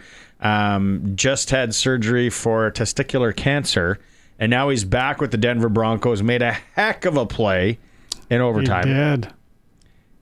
Yeah, knocks the ball out right there. Strip. What a story. And, was an outstanding CFL player, an outstanding NFL player, an outstanding person. And he still goes to Calgary in the summer times. Like when the Stamps have their home opener, he's always there. He still follows the CFL very closely and follows the Stampeders very closely. So he's a real ambassador for the CFL as an NFL star. And he made the comment a couple of years ago, and journalists down there were asking him about the caliber of play in the CFL. He said, "It's way better than you guys realize." Way better. That's what he said to the journalists in the United States. All right. You got one, Colson? No? Out today? Okay. Clutch performer for Nick Service in Emerald Park. Your local Massey Ferguson, Challenger, Rogator, Gleaner, and Fent dealer. You can call 781-1077. We want to go to break here? Yeah, let's do a quick break. And we're going to come back. We're going to talk some Pats. We're going to talk some hockey. Again, 936-6262. We're giving away this toque today. All text messages. And start calling now. Yeah. Colson says start calling now. If you want to play Pump Jacks Cathedral Trivia, 936-6262. 1-866-767-0620. $50 up for grabs to Pump Jacks Cathedral today. If you lose, you still win a lunch. So it's win-win. And the question will be based on Toronto Argonauts head coaches now that they have their new head coach. It is the Sports Cage. Cody's live on location at the Gallagher Center. They got a full door there wrapped of Benny Walchuk. Fantastic looking. Nicest door. And Benny's a taller guy than you think in real life. He's taller? Yeah, he's taller, yeah. So quick break here. We'll come back. Start calling 936-6262. It is a Sports Cage. Welcome back for Saskatchewan Lottery's main fundraiser for over 12,000 sport, culture, and recreation groups in Saskatchewan. The Professor Don Hewitt is with me. Colson's on the other side of the board. Colson is just now set to open up the phone lines. 936-6262 for Pump Jacks Cathedral Trivia. You want to try your luck? Give us a call. It's also a toll-free number, 1-866-767-0620. And the question will be around the head coach of the Toronto Argonauts, or head coaching tenure of the Toronto Argonauts. Because really crazy news today that just came down a little while ago, Professor. John Hufnagel to join the Argonauts as in a senior advisory role. So Eric Francis, the NHL insider, puts it actually pretty good. He's like, senior advisor role is like easy street. It takes a lot of fires for everything to be traced back to you. So were things and then we heard that the Stampeders granted permission to the Argos. Yeah, his contract was up. Hufnagel's contract doing really the same sort of thing. He was just helping his son, who's the head of player personnel for the Stampeders, Cole Hufnagel. So he may have wanted a bigger challenge, but Eric refutes that, saying there's really no challenge. But there was something amok in Toronto. Luke Mullender talked about it. Don't go to Toronto.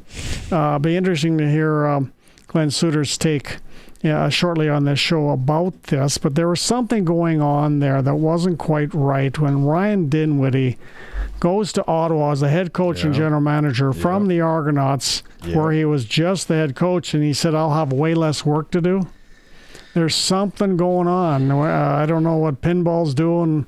It's just they want him to take a look at what's going on. And what I want to ask Glenn, and what you probably do too, is, is this sort of a situation where Keith Pelley, who's now overseeing the Argos with all the other teams in Toronto, every other team in Toronto except the Blue Jays, we'll see if that ever changes under Rogers, but is this Keith Pelley looking into things and saying, we need some experience and somebody, one thing Hufnagel does have very highly is ethics. And do we need somebody to look into what's going on with this team here? It's been under a little bit of a cloud ever since the Chad Kelly situation. And it's really had a cloud, I feel. And it portrayed on the field last year. I mean, they go from winning the Grey Cup to being one of the worst teams in the CFL in the snap of a finger. What all was going on there?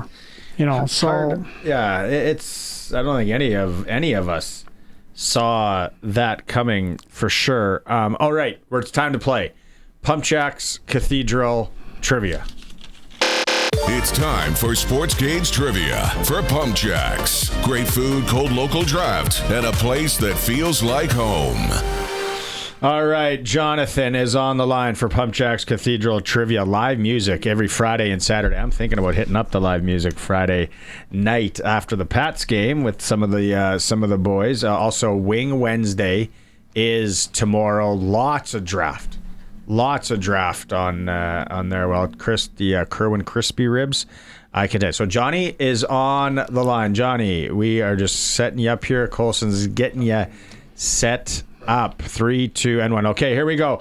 Johnny, here is your question. It's based on the Toronto Argonauts. Now, the longest tenured Toronto Argonauts coach, was it Kent Austin,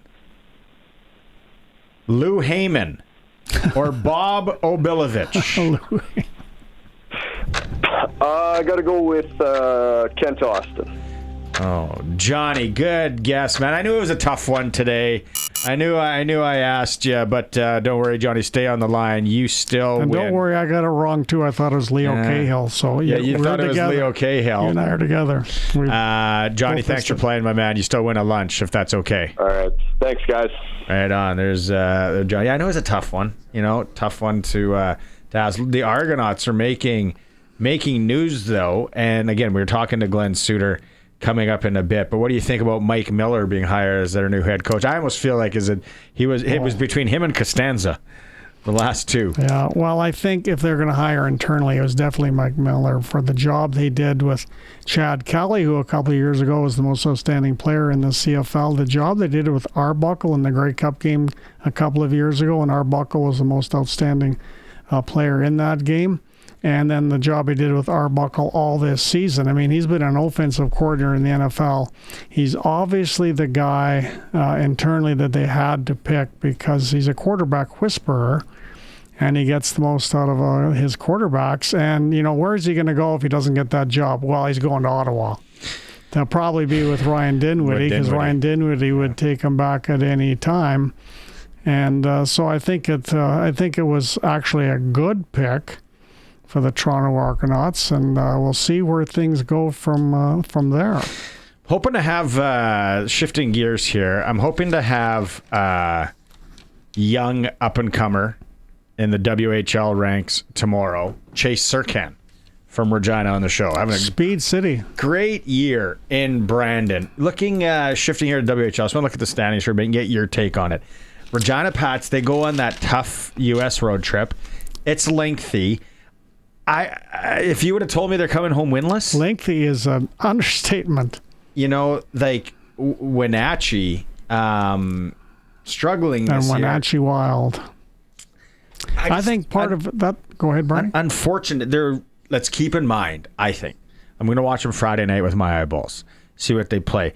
Mm-hmm. Young team, and with younger team and a young group, and there's some older kids there trying to lead the way. It's tough. Like, it is a tough league. I watched them play Calgary a few weeks ago, and Calgary was so good. And they won in overtime. And they had no business being in that game. But somehow they gutted it out. So that's where it surprised me that they went on the road on the U.S. swing and didn't pick up any points. Well, I mean, one thing we know, 2 teams have been added to the western side. There's now, I believe, one more team in the west than there is in the east. One more in the west, Wenatchee Wild, and then so if you're going through the U.S. teams, you've got another game to play. Then the Penticton Vs are now in the BC side. So when the next year when the Pats or the Warriors or the Broncos go through BC, they've got another game to play. That I can't recall. I didn't count the exact days. I can't recall Western swing that long that the Pats have ever made because they clearly ran out of gas. But I think I would say this. I am surprised when you go back to John Paddock and as the head coach and general manager when he was in the Memorial Cup and when he went to the Western Hockey League final 2 years in a row. Of course, they were the host of the Memorial Cup, but they had a good team, competed well in the Memorial Cup, just ran out of gas themselves or they might have won it. But something was, happened during that spell of time where they didn't have enough draft picks or they weren't making great draft picks or whatever was happening. They have fallen behind and they're still trying to catch up. And last year, Alan Miller tried to make some changes and they went a lot younger. So I know Dale Derkach, the current Pats GM, thought they'd make the playoffs this year. He felt that this past summer because they'd be another year older from the younger players that Miller brought in last year, but it hasn't worked. And he's had Dale is, he's circled or he's penciled in a few older players to try to help that out. But yeah, they got into a bit of a hole there, and they're still digging out of it. And I think of all people, Dale Derkach will eventually dig out of this. The playoffs are not. We're only beginning of December here. Playoffs are still within reach. Although when your streak is 0-6, you're sitting with 21 points. You got Moose Jaw with 26, and they're 6th in the conference. That 6, 7, and 8 is going to be a dogfight to get into the playoffs, and then you want to probably have that 6 seed so you don't have to play Edmonton or PA. How about PA? Curtis Hunt's got going on up there. Like, one of the best general managers in the Western Hockey League and a best friend of Dale Derkach. So you know that those two are exchanging notes all the time, and that's why one of the many reasons why I believe Dale will will turn the Pats into a winning organization, just like Curtis Hunt did in Prince Albert. But yeah, Prince Albert and another high draft pick coming along that from the Raiders is going to go high in the NHL draft this year. So Curtis Hunt, like I said, he's one of the top GMs in the entire league, and PA is going to take another go at it. I love, it's going to get really interesting here in the next little bit. Like I said, Chase Serkan from the Brown and Wheat Kings coming up on the show tomorrow. It is a Sports Cage. We're on the home of local sports in Saskatchewan, streaming through our YouTube channel at sportscage.com and on 620 CKRM. Crazy news out of the CFL today. The Toronto Argonauts have hired longtime Calgary Stampeder coach and general manager John Huffnagel in a senior advisory role. Montreal signed Canadian receiver Tyson Philpott also today, 2-year deal. He had 61 catches, 804 yards last year. Sounds to be about $275,000 in hard money. Western Hockey League Swifts in Wenatchee tonight. SJ Weyburn welcomes Yorkton Nipawins in Larange. Midget AAA, Saskatoon Blazers, Moose Jaw. Great tilt in the jaw. 7 p.m. Regina Pack Canadians are in Estevan. Canadian teams on the ice in the National Hockey League. Ottawa's in Montreal, Toronto's in Florida. Vancouver travels to Nashville. Vancouver's in Colorado, and Edmonton welcomes Minnesota. Canadian Senior Curling Championship. Saskatchewan's Bruce Corte, 8-1 over Yukon today, moves to 4-0. He's on the ice right away against Newfoundland Labrador. And Amber Holland lost 7-4 to British Columbia. She's now sitting at 3-1. Don't forget about the SportsCage.com poll.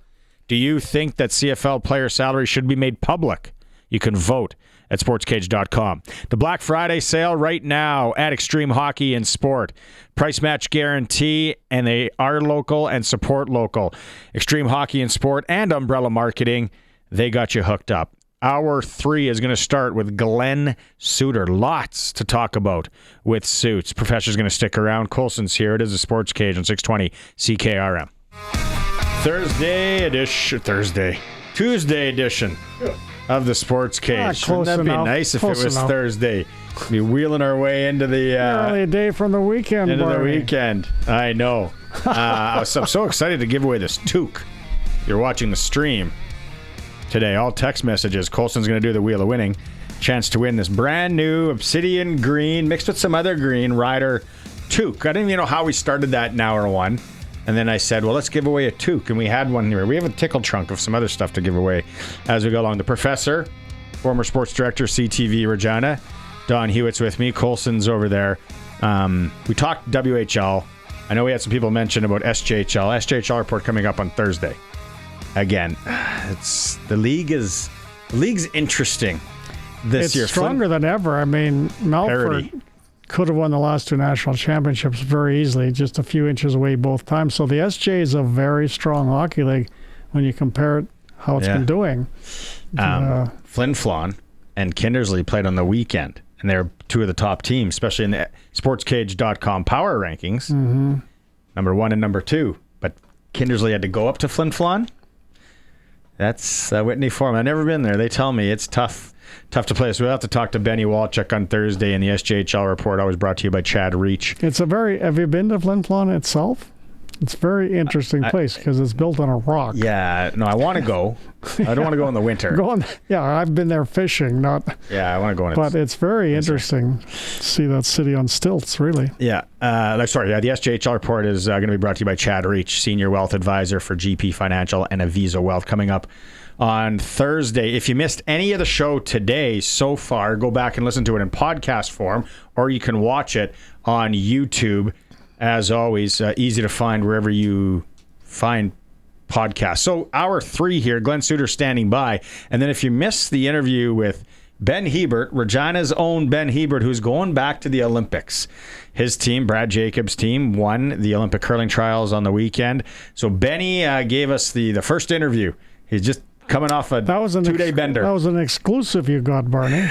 First one that he's done since winning the Olympic berth. Such a fun chat always with Benny. So that's coming up, and don't go anywhere. We got more to come as well. All right, Colson, if he's there, let's talk to Glen Suitor. Time now for press coverage with CFL and Saskatchewan Rough Rider legend Glen Suitor on the Sports Cage. Brought to you by Bronco Plumbing and Heating, where professional service is guaranteed. They'll treat you right. 781-2090. Glenn, come on. Like, you're telling me John Hufnagel, did you see this coming? John Hufnagel, Toronto, as a senior advisor. Not really, no. Except for I will say this at Grey Cup. You know, we were talking that in Grey Cup, there like sometimes you just hear stuff come out of the walls. You're walking into your hotel room, and the walls are talking to you as you walk by. And one of the walls said to me that John Hufnagel might be retiring at the end of this season and just stepping away completely, which I thought was interesting. I wouldn't report it until I did some digging to find out whether it was true or not, because you can't just go by the wall talking. Are you sure you weren't staying at the Coachman on Victoria with the walls talking like that? They're saying different things. they're saying different things that scare you. But no. So I'm happy for Toronto, to be honest. I think this is a great move by the Argos, by Keith Pelly, to bring a pure football guy, and a guy who's had success in both leagues, by the way, both at the coaching level and GM and management level, and can really bring sort of stability to the Argos situation. And I was going to ask you, this sounds like a Keith Pelly move. It likely is, as you're saying and confirming. And, when you think about it, it's such the big sports down in Toronto. And when Rogers gets control of Maple Leaf Sports and Entertainment, and the way they're elevated Keith Pelly to really overseeing every pro team in Toronto, every team except the Blue Jays, and who knows how that may even change. But it's great to see that Keith Pelly still cares about the CFL and was very involved in the CFL in the past. And there would be a concern otherwise that maybe Leaf Sports and Entertainment would just sort of let the Argos swim away or wouldn't pay that much attention to them, whatever. But that won't happen with Keith Pelly because he has the passion for this league. Yeah, in fact, Don, I worked for Keith. At the beginning of my career at TSN, Keith Pelly was in the executive producer role. Okay. And I will never forget one of the first meetings that we ever had with Keith at the top of the room, talking to the entire crew, saying that we will respect Canadian football like we do any other sport that we cover. And he was adamant and would be watching, and there would be accountability when it came to, making sure that the coverage of Canadian football was at the same level of respect as any other league in the world. So that passion and that the backing of Canadian football is sincere for Keith. It really is. So I'm not surprised. I heard you guys earlier talking about the what's going on in Toronto and what has been going on. I mean, I think it's not necessarily that they've been pushing the team away or pushing them in the wrong direction. I think it's just sort of a lack of manpower at times. After John Murphy and Mike Clemens, who else is doing a lot of the paperwork and contracts and everything else that has to do with a professional football team? And how many guys? 70 guys and coaches and training staffs and all of that. I mean, there is a lot of work to do there.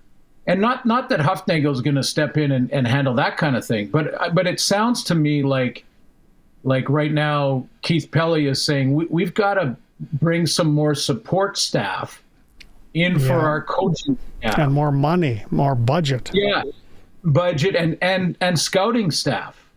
When you look at the other teams in the league, much more in-depth scouting staffs and different people around North America that are looking for talent. And Toronto's got to improve in that area too. It's amazing though. They're a year away from winning the Grey Cup, and we're talking to them like they're second-class franchise. It's somewhat interesting. But you said it was. I was leaning towards Costanza, and you thought it was going to be Miller in Toronto, and it is. Yeah. I just, when you look at the resume and you look at, first of all, this is a good hire for the two reasons off the top are that he's been part of a winning organization in the last 2 of the last 3 years. They've won the championship. So he has seen that formula. He understands in our league what type of players he needs, what type of defense he needs, those kind of things to be successful. Mm-hmm. So that's important right out of the gate. And Mike Miller has that because he's been there with Dinwiddie. And then your relationship as a head coach with your quarterback. I believe there are times when that is overlooked by management when they hire a new head coach. And it doesn't mean you have to be a quarterback coach. I mean, Corey Mace has proven that. But it does mean that you have to be able to build a strong relationship of trust between your starting quarterback and your head coach. And he and Chad Kelly have an excellent relationship. Mike Miller and Chad Kelly are professional relationship, but it goes back deeper than just their time in the regular season in Toronto. So it's a good relationship, a strong relationship. Chad Kelly, if he's returning, that's going to be important. And as I mentioned last week, part of what was pulling me towards him all the time, once they got past the Michael O'Shea sort of level, and they realized that they're going to have to look at the assistants moving up, including their own, but outside of their own as well. Once that started happening, I was thinking, in Toronto, for some reason, I don't necessarily agree with it, but for some reason in Toronto, if you have NFL on your resume, you come with more credibility, and therefore you're more likely to be hired than a guy who doesn't have the NFL on his resume, and Mike Miller does. That's the Toronto mentality. So I would think, Glenn, if they hadn't hired Miller as head coach, he was going to Ottawa with his buddy Dinwiddie. I think they were in a situation, I'm guessing anyway, that you either give him the head coaching job or you say goodbye to a guy that's got a tremendous resume. Yeah, I'm not sure if it sounded like the interviews went very well. I mean, Mike Clemens was talking about how impressed he was with his own assistants that interviewed, and Mike being the leading candidate in that regard. So, yeah, I think I'm not sure if that specifically came up, but there is great loyalty between Mike Miller and Ryan Dinwiddie. I mean, in an article that I read that was written a couple of years ago in Toronto about Miller, he was talking about how Dinwiddie had said when they left Montreal that if he got an opportunity again as a head coach, that he would bring Mike Miller in. And Miller said, I'm paraphrasing, that people say that all the time and it never happens. But for Dinwiddie, it did, and that created a real bond between those two. So, Don, it's probably a good theory that was part of this decision, that they didn't want to lose him. Press coverage with Glen Suitor for Bronco Plumbing and Heating. What do you think about Tyson Philpott and the alleged number, the reported number that he's getting to stay on with the Montreal Alouettes? And then what is that going to mean for one Samuel Emelis and the Riders? Yeah, I love it. I absolutely love it. And keep pushing that elastic. Keep pushing the envelope if you can. Keep making it tough for GMs. And, I know the value of Tyson when I talked to Jason Moss throughout the season, and when Davis Alexander and Tyson were hurt at the same time. And he would talk about both of those players with that same level of importance to their franchise. And that's unusual, because the quarterback, when you're talking to coaches, usually is at a different category of discussion.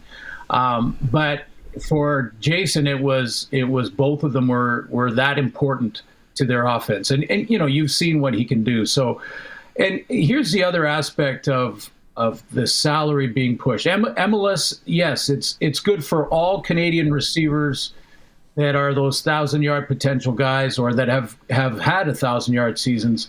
It'll push the elastic for them too. But it's bigger than that, and I hope American players understand this, that as that gets pushed by the Canadian, because there is an inherent value there. If you have a great Canadian starter, that's important, and that's why their salaries get pushed and bumped. Some Americans look at it a very sort of face value kind of thing and say, well, that doesn't seem fair because I played at Ohio State, he played at Guelph. How come he's getting paid more than I am? And what they should be thinking is, if you take Canadians out of the mix, if you take a Tyson Philpott who's demanded this level of salary, and you take him out of the mix and you make it the USFL or the XFL, those salaries are going to come way, way down. Across the board, they're going to come way down. Because owners will say, I'll just go get a different receiver from Ohio State or Alabama or wherever. Because there is that kind of supply down there. So the Canadian ratio, and I've talked to some guys that are involved with the PA, I've talked to some guys that are former, members of the PA that are now sort of understanding the importance with regards to salaries continuing to be pushed upwards with Canadian players, and that it affects the American salary too, in a positive way. Yeah. So it'll just, it floats the boats a little bit higher for everybody. Yeah, I mean, league revenue is still going up despite, just marginally, but it's going up $100,000 approximately more for the players this year, Glenn. So I guess that's good. But getting back to the commissioner, if I could for a second, Stuart Johnston, who wants to open up all the salaries of all the players in the league and give the fans all the information. I just like the way he talks about transparency there. And what do you think about the pros and cons of making public all the players' salaries in the CFL? Yeah, I'll respectfully disagree with those who believe this is a good idea at this point. Mm-hmm. The reason that they believe, I think anyway, the reason that they believe that it's a good idea is because it'll create discussion when you're building your fantasy teams, and it creates, it creates another avenue of fan engagement, and that's the idea. The problem that I have with it, and I've had this for quite some time. There's a few reasons, but one is, and most importantly, that perception matters. And I have never been in the camp where, as long as people are talking about you positively or negatively, it's a good thing. I have never been in that camp. If people are kicking you, it's not a good thing that they're talking about you. One of the reasons that the commissioner changed the missed single point, eliminating the single point on a missed field goal, one of the reasons he did that was because he wanted to get rid of this, way to kick the league. The people that... It was a bit embarrassing.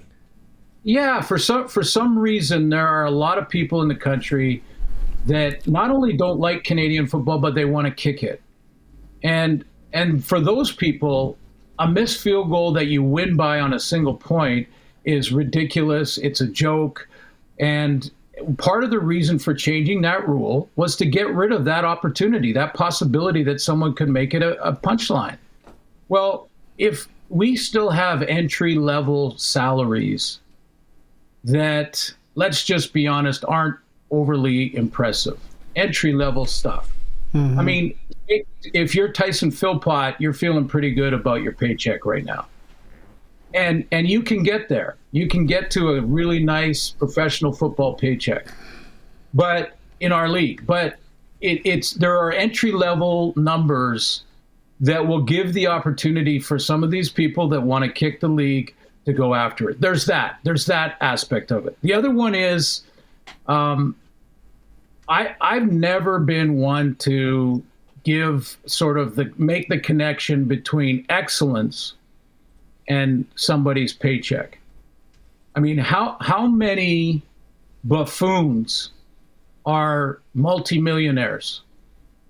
How many How many people bought Apple stock thinking they were getting an agricultural, applesauce company. An applesauce company or an apple something, and then woke up one morning multi-millionaires. Yeah. But we're still buffoons. So I don't, I really don't connect money and a paycheck with excellence.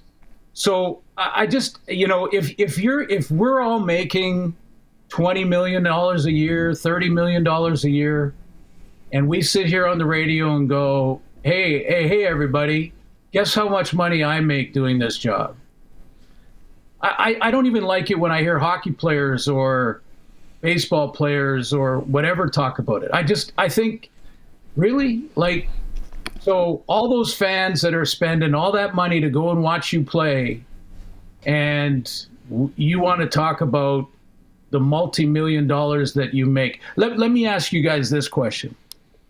Would you do your jobs any differently if we were down in New York City and Manhattan right now talking about the Giants and the Yankees and doing the exact same show we're doing right now, but we're doing it in New York and we're all making $30 million a year doing it? Would you change how you approach your job? Well, yes. Probably if you did, you probably wouldn't be successwill when you think about it. Exactly. Because I wouldn't have my other job, for starters, so I'd have more time on this job. Well, you would change outside. You would buy a bigger house, and you'd get rid of your other job, Barney. I'm not a house guy. But here's what you wouldn't do. You would prepare the same. Yeah, you would present it the same.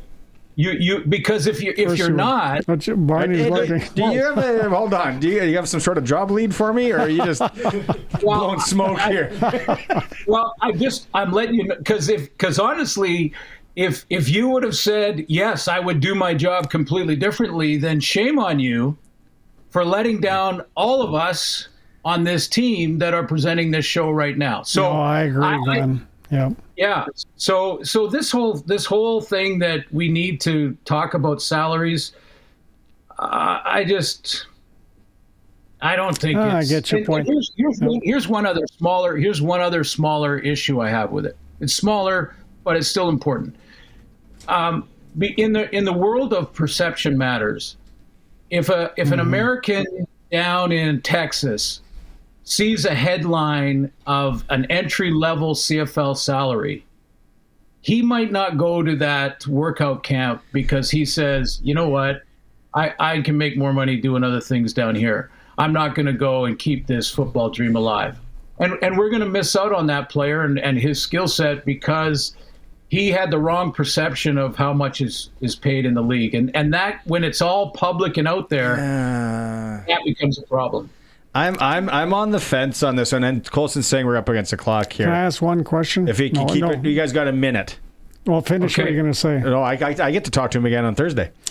Bill Baker, the former general manager, Bill Baker, the Undertaker, told me once when he was the GM. He said if a guy's in the locker room and he makes $60,000 and that's all he knows, he's perfectly happy until he finds out the guy in the cubicle next to him makes $70,000. Then he's miserable. That's life. That's how I take it. But I was in a negotiation with Bill Baker, and here's how it went down. He laid out all the DB's contracts in front of me so I could see the number of every single DB there. And then he said, here's where you fit in, which is based on your years of experience, etc. And that's why. So you don't have to guess. You don't have to wonder. This is what everybody makes. You fit in nicely. And if you don't like it, and you'll know Bill Baker, if you don't like it, there's the door. Yeah. Those are great bosses to work for. And how did you feel about that? Those are great bosses to work for. That was the last question. Okay. We got to pick come on Thursday. Get to talk to him on Thursday. And Glenn played through the grindy times where they didn't have a lot of money. around here. You had to work bingos, I think. I think you work in the Nevada stand. There's three. There, by the way, just on a closing note, there's 3 CFL players currently getting a look in Minnesota with the Vikings. One of them is Dante Myers, the receiver from Saskatchewan.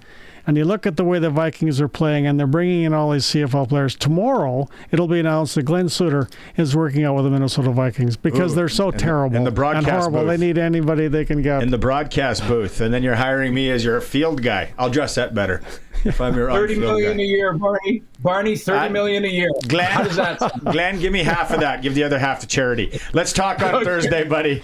You got it. Press coverage with Glen Suitor. It's brought to you by Bronco Plumbing and Heating, where professional service is guaranteed. They're going to treat you right every time at Bronco Plumbing and Heating. 781-2090. It is a sports cage on the home of the Riders, 620 CKRM. All right, John Hufnagel is joining the Toronto Argonauts in a senior advisory role. Reports from 3 Down Nation there. Also, Montreal signed Canadian Tyson Philpott to a 2-year deal today. He had 61 catches, 804 yards in 2025 for Montreal. SJHL in the area, Weyburn hosting Yorkton. Nipawin traveling into Laurens. AAA Midget Blazers, Moose Jaw. Great tilt tonight, 7 p.m. in the Jaw. Regina Pac Canadians are in Estevan. National Hockey League Canadian teams. Ottawa skates in Montreal. Toronto's in Florida. Calgary's in Nashville, Vancouver in Colorado, and the Edmonton Oilers welcome Minnesota. Canadian Senior Curling Championships today, the round robin. Bruce Corte 8-1 over Yukon. Amber Holland lost 7-4 to BC. She's 3-1. Corte's 4-0, and Corte's on the ice right now taking on Newfoundland and Labrador. SportsCage.com poll today. Do you think the CFL players' salaries should be made public? Vote at SportsCage.com.